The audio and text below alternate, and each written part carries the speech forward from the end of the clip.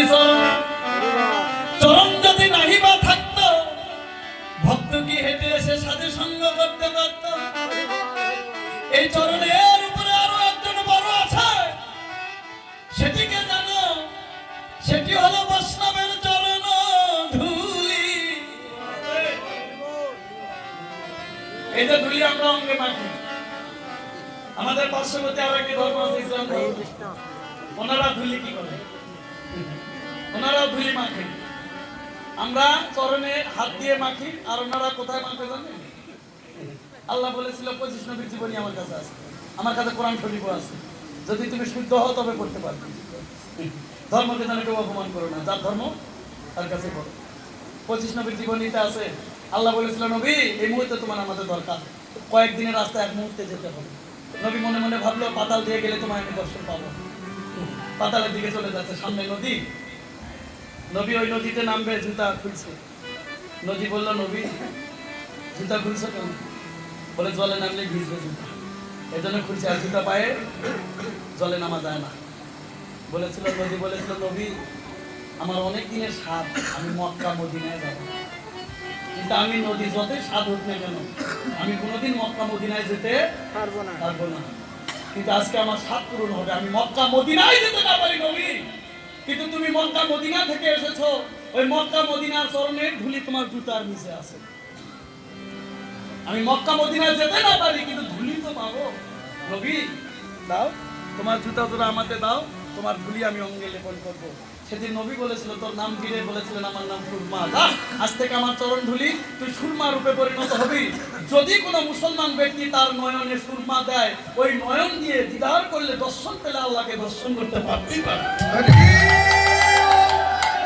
কেন মাখি জানো? এই যে আমরা একে অপরের ধুলি মাখি, মাখি না? এই ধুলি কেন মাখি জানো? প্রাণ যাবে না? যাবে?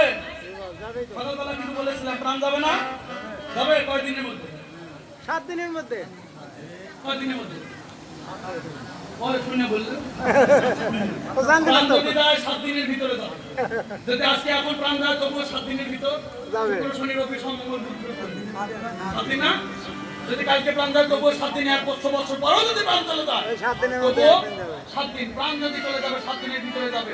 তোমার যদি প্রাণ যাবে, গোবিন্দ বলবে তুমি যতই বৈষ্ণব হও, যতই সাধু সঙ্গ ভক্ত সঙ্গ করো, আমি আপনাদের চরণে কোটি কোটি প্রণাম করি। অনেকে আছে নিরামিষ বুদ্ধি, প্রসাদ বুদ্ধি আছে না, যে মাছ মাংস খায় কিন্তু বলে রাম রাম রাম সর সর সর, বলে না না তোমার কোনোদিন ধর্ম হবে না। তুমি কাকে তরাইতে এসেছো?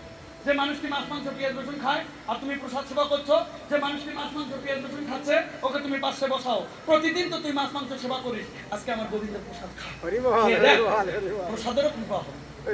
কিন্তু তুমি যদি অহংকার করে না দাও, আমি আপনাদের চরণে কোটি কোটি প্রণাম করে যাচ্ছি। মাছ খাও, মাংস খাও, পেঁয়াজ খাও, রসুন খাও, যাই খাবে খাও, কিন্তু একজন সদ্গুরুর চরণে আশ্রয় নাও। হরি বল হরি বল হরি বল। তাহলে তুমি মাছ মাংস পেঁয়াজ রসুন খাচ্ছ, তুমি কিন্তু ভোগী। কিন্তু যে গুরুদেবের চরণে আশ্রয় নিবে, সে গুরুদেব যেন তোমার ভোগী না হয়, সে গুরুদেব যেন তোমার ত্যাগী হবে। তুমি ভোগী, তোমার গুরুদেব যদি ভোগী, তোমরা দুজনেই নরকে পাবে। দিনাজপুরে কীর্তনে গেলাম, আমাকে বললো যে বাবা যে গুরুদেব একাদশী করে না, অনেক শিষ্য আছে একাদশী করে না। আমি বললাম যে গুরুদেব একাদশী করে না, তো গুরুর মধ্যেই পড়ে না। যে গুরুদেব একাদশী করে না, ও তো গুরুর মধ্যেই পড়ে না। তাই কি বলেন, আমি আপনাদের চরণে কোটি কোটি প্রণাম করি। মাছ খাও, মাংস খাও, পেঁয়াজ খাও, রসুন খাও, যাই খাবে খাও, কিন্তু একজন সৎগুরুর চরণে আশ্রয় নাও। ত্যাগী গুরুর চরণে আশ্রয় নাও। গুরুর চরণে আশ্রয় নিলে কি হবে জানো? গুরুর চরণের কৃপা হবে।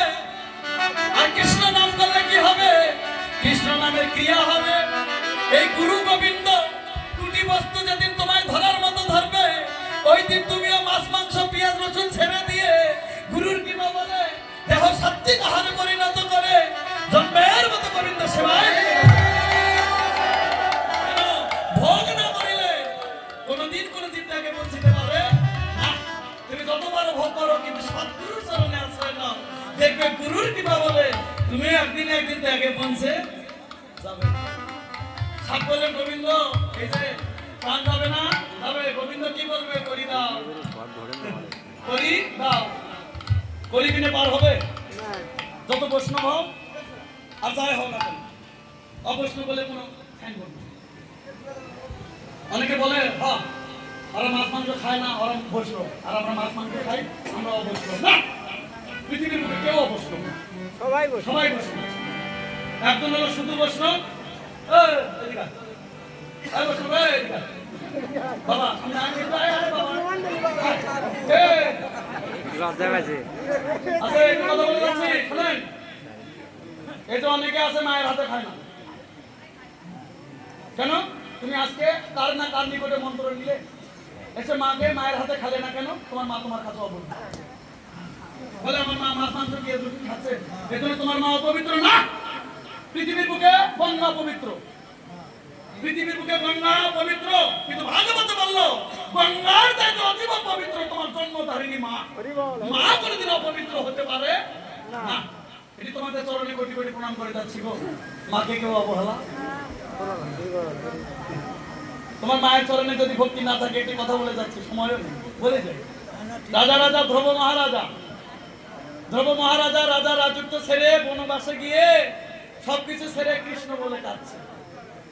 গোবিন্দ বিষ্ণুদূতকে বলেন, বিষ্ণুদূত যাও। কোথায়? কোথায় যাবে? বললেন ওই যে ধ্রুব মহারাজা কৃষ্ণ বলে কাঁদছে, স্বর্গ থেকে রথ নিয়ে যাও, ওকে সশরীরে স্বর্গে নিয়ে আসো। বিষ্ণুদূত বলেছিল, হে গোবিন্দ, মানুষ মরার পরে স্বর্গে যায়, হরি বল আর ওকে বেঁচে থাকলে তুমি স্বর্গে নিয়ে আসছো। গোবিন্দ বলেছিল, যারা শুদ্ধ কৃষ্ণ ভক্ত ওদের কোনোদিন মরণ হতে পারে না, জাগতিক জগতে দেহ রাখতে পারে, কিন্তু ওর প্রাণ পাখি আমার গোবিন্দের নিকটেই চলে যাবে। হরি বল। ধ্রুব মহারাজা রথ চালাচ্ছে। ধ্রুব মহারাজ বললেন, বিষ্ণুদূত এটি কিসের দরজা? ভাগবতে প্রমাণ। কিসের দরজা? বলে স্বর্গের দরজা। আস্তে ছোট ভাই, ছোট ভাই। স্বর্গের দরজা। তাহলে দরজা খুললে স্বর্গে, না খুললে মর্তে। তাহলে আমি এখনো মর্তে আছি। হ্যাঁ, আর একটু বারো রথটি নামাও। স্বর্গে গেলে তার তো কোনোদিন মর্তে আসবো না। একটু রথটা নামাবে। বিষ্ণুদূত রথটা নামালো, কি করলো জানো? ধ্রুব মহারাজা রথ থেকে নেমে বলেন, বিষ্ণুদূত আমি আর যাবো না। বিষ্ণুদূত